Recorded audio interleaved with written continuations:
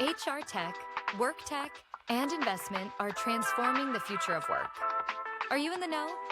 Welcome to the WorkTech Podcast. Join host George LaRocque for expert insights on the trends, M&A activity, and strategies shaping the workplace. Brought to you by oneworktech.com and the Work Defined Podcast Network. Hey, everybody. Welcome back to WorkTech. It's me, George LaRocque, and got a really interesting conversation to have today. I am joined by Rajiv Chandrasekaran. You got it, George. Awesome. Rajiv is the managing director of the Schultz Family Foundation. And I'm so excited to talk to you today about this new initiative that you all have rolled out. But I'm not going to steal your thunder. Let's start with a quick intro for everyone. If you could tell everyone a little bit about yourself and the Schultz Family Foundation and where you work matters, and then we'll go from there. Great, George. Great to be on with you. Hey, so I come to this in a somewhat untraditional or non-traditional way, which might speak to the paths that so many American workers take through their economy these days. I was a former journalist. I spent 21 years at the Washington Post before I met a guy named Howard Schultz, who's the modern day leader of Starbucks and scaled Starbucks into 50,000 stores globally. And in so doing, found out how to really create great frontline jobs in America. And I now have the privilege of working at his family foundation with a real focus on creating greater economic opportunity for all Americans, with a real focus on the next generation of Americans. And over the past couple of years, we've been working on a project called Where You Work Matters. And there's a fundamental truth behind it that I hope we can unspool here in our conversation, which is it really matters not just what you do, but where you do it in the American economy. The two people doing almost the very same job can be paid, retained, and advanced in vastly different ways, based less on how hard they work, how smart they are, the gumption they possess, and much more based on the practices of their employer. And with that understanding, the inevitable question is begged, well, then where are the places where workers can really build careers in this modern economy? And that's what the Where You Work Matters list aims to demystify for workers, and also to help show businesses how well they are doing in creating good jobs to really maximize their human capital and to prepare themselves for the growth they need to come. Yeah. It's such a great, there's so many problems to solve in that whole statement that you just made, but I want to make sure that I mention before we get into the how, or I guess maybe it leads into the how pretty well.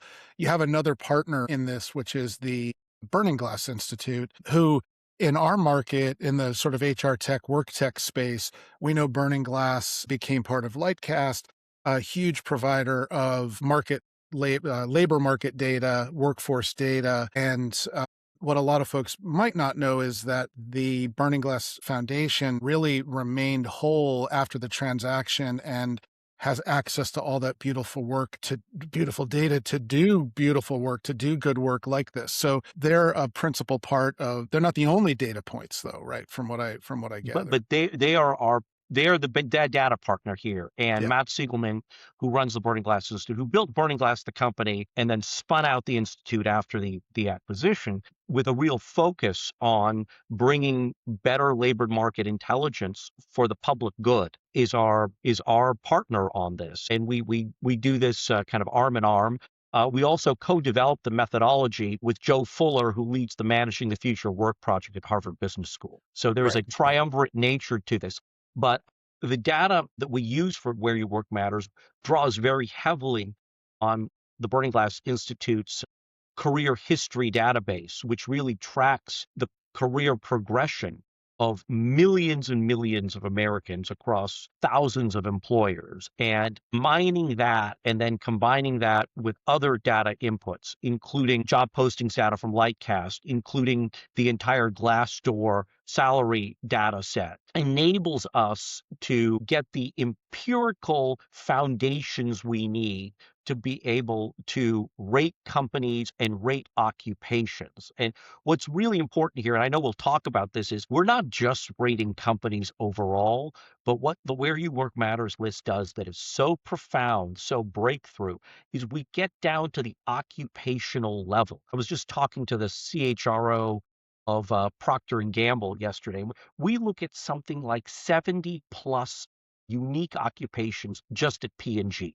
And when you Wow. look across all of the companies that we assess, we are assessing almost 55,000 occupations. And so it's this unique ability for both the enterprise, but also the worker to see how well companies are doing right down to the role level. And this kind of empirical assessment heretofore has just never been widely available. Yeah, I there's so much that I love about this. I've written about it. You had briefed me when this launched a couple of months ago. I think when most people hear about this, they think, oh gosh, that's what we need is another survey to send our workforce. But I think that's one of the beautiful things here is you're actually not, there isn't a survey. This is basically you're leveraging the data that is available. Can you talk a little bit about Yeah. that, about how that all comes together? This is so fundamentally different from every other great place to work list out there or best company to work for. And it's really different in a couple of different ways. So the first is it's not based on what companies say they're doing. It's not based, on how well a company's PR department filled out a survey from a glossy magazine. So it's not that. It's also not based on just querying small groups of workers to get sentiment analysis and, how do people, feel about their jobs. Well, there's value there. I don't want to dismiss it. But in some cases, those sentiment analyses can be skewed by whether, you had a good or a bad day at work yesterday. And so what we do that is so fundamentally unique is we look at what's actually happened, millions of workers over a 5-year period based on how they are reporting their career progression. And so how do we do this? Is the inevitable question it begs. Well, what Burning Glass is able to do is vacuum up literally hundreds of millions of data points about American workers. So everything from how people represent their career progression on social media sites, places like LinkedIn and beyond, how people describe their career history in resumes they post online. Think of places like Indeed, but then there are many others across the labor market. And then we take in the pay data via Glassdoor with permission. We look at open roles to understand workforce composition, hiring levels, and so forth. And all that's put in a massive data set. And part of the secret sauce here is really an ability using a bunch of algorithms to understand what people's social media profiles or resumes really say. So we know, for instance, that George, who might describe his job as an associate at Walmart, is not the same job as Rajiv, who says he's an associate at a law firm, perhaps. Two fundamentally different things, both same title, right? But, Joe, who says he's a guest services representative for the Target Corporation, is actually an equivalent retail sales job as George, who's that Walmart associate. And so we're able to essentially compare apples to apples. And that's what's critically important here, because we don't compare the entire workforce of Walmart to that of Microsoft. We compare at the occupational level. So we look at how do accountants at Walmart do compared to accountants at Microsoft? How do sales managers at Walmart compare to sales managers at Microsoft? And so we compare like by like across different companies. That allows us to compare companies with different business models and in different sectors in ways that don't bias for or against one or the other. It also allows us to then understand how a company does overall, so we can rate that company overall, but our occupational level analysis allows us to tell you whether that Walmart associate job, is that a great first job? Is it a great early career job? Is it a great job to grow your career? Is it a great job that will create long-term stability for you. And so we have these key archetypes, and every occupation we essentially assess in those three ways. Is this great for the early career? Is this great for your growth stage? Is it great for stability? And that's the kind of the core of this list. And so, if you are working for any one of the kind of 1,750 largest employers in America, not just publicly traded companies, but also large private companies, large nonprofits like large regional health systems and so forth, chances are we're assessing your employer. And we may not be able to look at every single occupation. Like we don't see every job at Walmart, but we see 63 of them. And so I'm not only store associates and store managers, we have enough data to tell you what's the job of a butcher at Walmart like? What's the job of an optometrist like? What's the job of a truck driver? Is a truck driver a great growth job at Walmart compared to JB Hunt, compared to other companies in America? You can go to the Where You Work Matters site and figure out. It's really powerful for consumers, for individuals that are trying to figure out, are they in the right place? And it's not just the employer, but it's, as you mentioned, the industry. You may be able to transition, out of the market that you're currently working in. Also geographically, right? I mean, I would imagine that as you're looking at your prospects in today's economy, you need to be aware of where the best opportunities are for me, especially someone a little earlier in their career. So there's value both ways here. There's value to the worker to be able to see, how am I doing compared to other companies, either in my sector or other employers in my area? So let's say you're here, I'm in the Seattle area today, and let's say, you work at Amazon in a certain role. You can go to the Where You Work Matters site and click on that role at Amazon, see how well Amazon's rated for it. But then you can also compare it to that same role, let's say at Microsoft or Boeing or T-Mobile, other large employers in the Seattle area, and see how it compares. So that's critical benchmarking insight for the worker. Now, let's put ourselves in the shoes of somebody managing talent at Amazon. And they are, competing for talent they don't look at the company as a monolith. They're looking at the occupation level. And so, they might want to benchmark, how well am I doing compared to Walmart and Lowe's on certain, and Costco on certain occupations. And then in other more tech-focused occupations, their comps may be more Google or Microsoft or others. And so and what this enables companies to do, we know that every large enterprise has lots of internal HR data, and they have their own benchmarks. But this is a uniform yardstick that a company can use at the occupation level to see how well they're doing compared to any competitor at the occupation level. And so it adds something to the world of kind of corporate benchmarks that heretofore just hasn't existed in as transparent and accessible of a way as we've made it with Where You Work Matters. Yeah. And the other assumptions based on the way the market has worked is that this must be the tip of the spear behind a platform that is selling me, the system to do workforce planning. And that's not the case. This is truly I know it's on a website, it's an interactive experience to access the data, but this is really accessible for anyone who's interested. It's not just accessible easily, George, but it's a project in the public interest. And that's what also makes it fundamentally different from every other one of these assessments. Not only do we not charge companies or workers to access this data, there's no business around this for us. This is philanthropically funded for the good of the American economy and the good of the American worker. And it's 3 not-for-profit organizations between the Schultz Family Foundation, Boarding Glass, and Harvard Business School that are collaborating on this. And so we're not trying to sell magazines. We're not trying to, charge companies to get some plaque to hang on the wall. It's truly unbiased insight for the public good. So I know my audience, that's why I asked those questions, or I framed them that way. So looking at this data, did anything jump out at you and surprise you? Were there any aha moments or which ones stand out? Why do we call this Where You Work Matters, George? As I started out by saying, there's a fundamentally different experience for 2 workers doing the same job, but they could be at very different employers. When you look at that in aggregate, when we look at 20 common occupations across the U.S. economy that we just use as a proxy here. The difference in retention between being in that role in a platinum rated role versus the average unrated role, same job.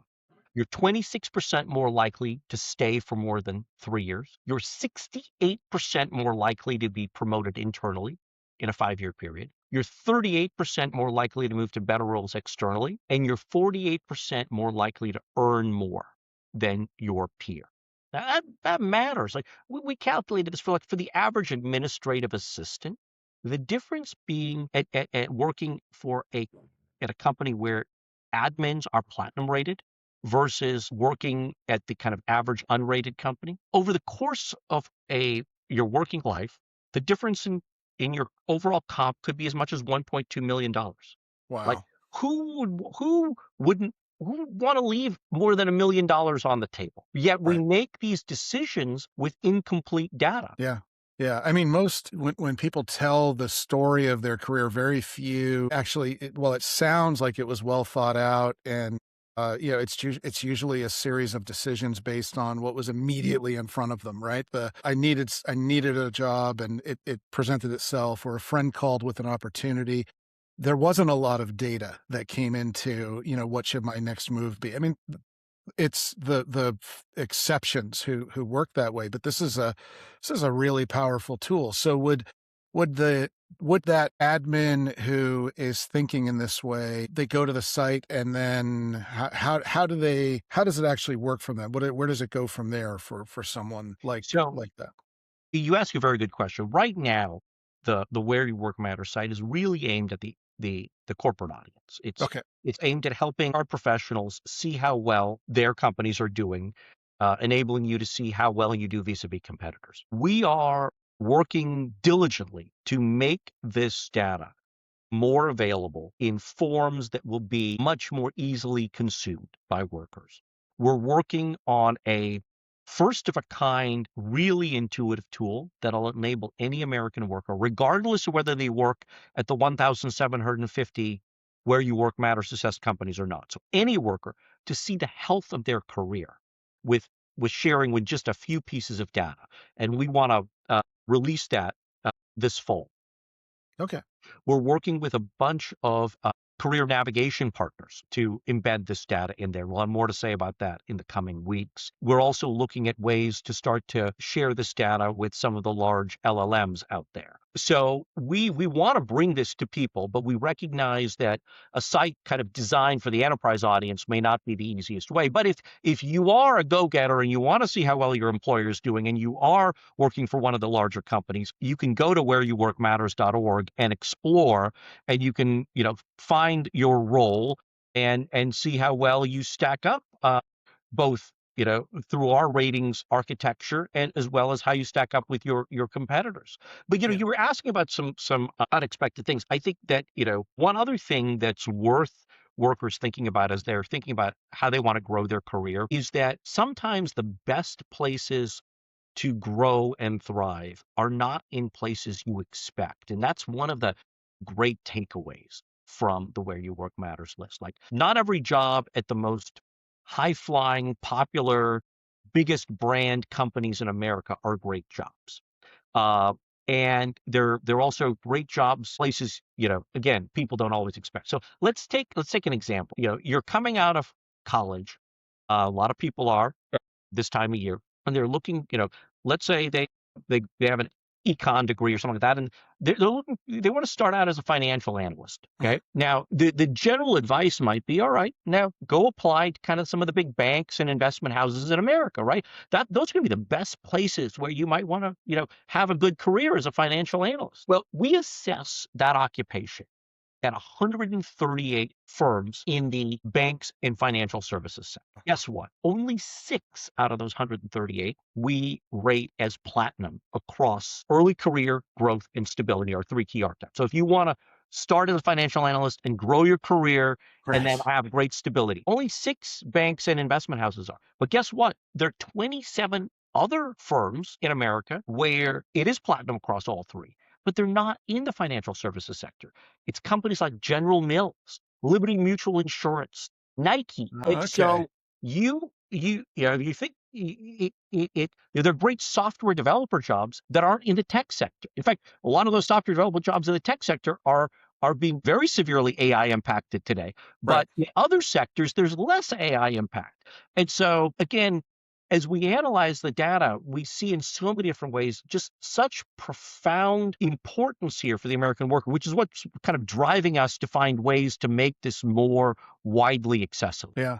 And I think for the employers, like the other side of that is they may find, let's say an employer who is platinum rated, for not in tech, but in, data analyst roles or something like this, could look at grabbing folks out of tech with some messaging or by getting their opportunities in front of the right people in those other industries, in those other areas to pull them into, consumer packaged goods or, you know, et cetera, Well, other industries. that's a great point, George. So if you are, let's say, in manufacturing and you have high, you know, we rate you as a great growth employer, a great stability employer in, let's say, a tech field, software development or data science. You pick one. It could become a powerful part of the value proposition, right? So you can say, hey, look, we're a great place to work. We'll tell you all the reasons why, but here's this empirical assessment. It's not us doing the work.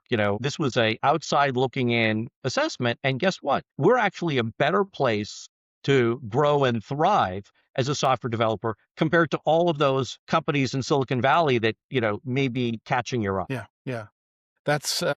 That's fantastic. So what you gave us a little glimpse to what's coming on the consumer side, on the job seeker side, the employee side. In a general sense, what's when you look in your crystal ball for the future for this, what does the future hold? Well, the future holds us really trying to push this work forward. So ways we can start to bring in some additional data, provide even more granularity. We'd like to get to a place where we're actually helping companies understand some of the benchmarks at the occupational level that get you to gold, that get you to platinum. So companies that want to improve their practices can set clear and attainable targets for where they want to get to. And so we recognize there's work to be done to help American businesses create more good jobs that are in their interest. And then obviously we've talked about ways to bring this insight to workers. And, we think for both businesses and workers, this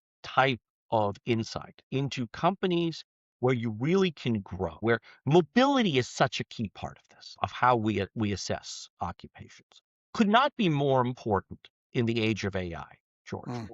None of us have a perfect crystal ball that will reveal how quickly and how significantly any specific occupation, any specific employer, any specific sector is going to be impacted. We know it's coming. We know some occupations will be disrupted more than others. We know there'll be challenges. We know there'll be opportunities. But if you're managing through this, and we're at the early stages of this wave kind of cresting on the shore, and you're an HR professional, what I would say is the companies that are going to be best positioned to navigate this are going to be those that have really built great internal talent pathways, that have built what we call mobility muscle, that already know how to kind of train people to move laterally into openings, that can fill vacancies they have up on an org chart with people growing from within, because we know certain occupational clusters will be impacted. And the companies that can pivot and move people from places where they may need fewer folks to where they may need more in a nimble way are going to be those that are going to be best able to adapt and thrive. And so I look at companies that do well on this list as companies that have built that mobility muscle. And I think workers should also look at that and say, you know what, I want to be in a place that has great experience, that has already built talent pathways, because I don't know what the future holds, but I want to be in a place where I know that it's not always going to be a dead end, that I'm going to have paths to grow my career. Yeah, that's a really great point. And I think that's a great time to offer, if anybody looking to learn more on any side of this, the employer or employee side, what's the best way to engage with the data and learn more?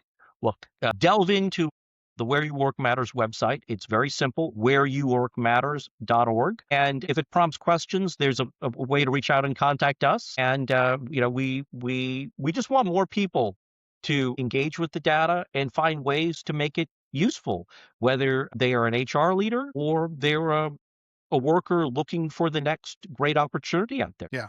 Yeah. Well, we'll share the links and also links back to the piece that we did after first learning about this. And Rajiv, thank you so much for your time. Thanks for being here and telling your story on WorkTech. Hey, George, thanks for the great questions. Thanks for what you do. Love this conversation with you. Yeah, same.